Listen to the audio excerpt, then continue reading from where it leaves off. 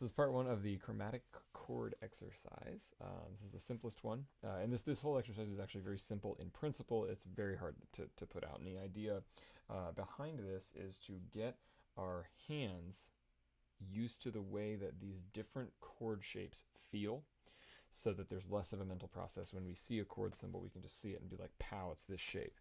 So this first one is just root position triads. So it's very simple. We're going to start with C. Really start anywhere you want.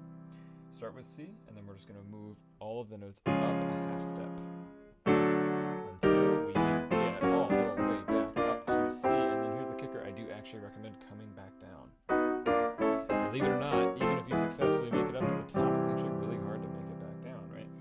So I know I did that really fast, but the way to do this is to just move each finger in your hand by a half step. And a half step is just the absolute next key. White, black, doesn't matter. It's the next key in each one. So doing it very slowly, it'll be E would go to F, C would go to C sharp. Boom, you're not playing a C sharp major chord, right? So you don't have to think about any of the theory as to why these chords work or anything like that. It's literally just thinking about the intervals between them and how they're related to the chord right before them. That's why this exercise is very simple in principle to do.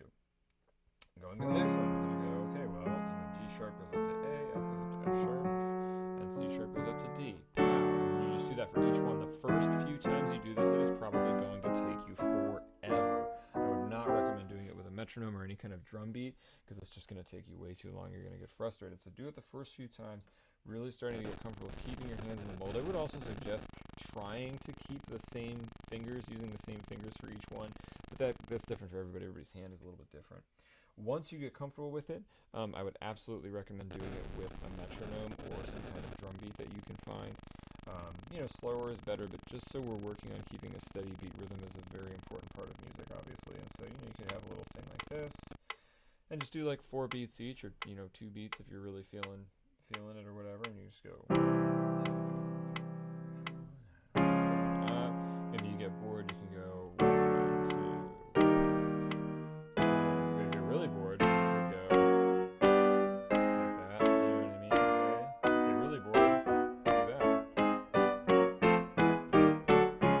Velocity is not important. The steady beat is what's important, though. So that's part one. And in part two, we'll tackle some of the triad inversions.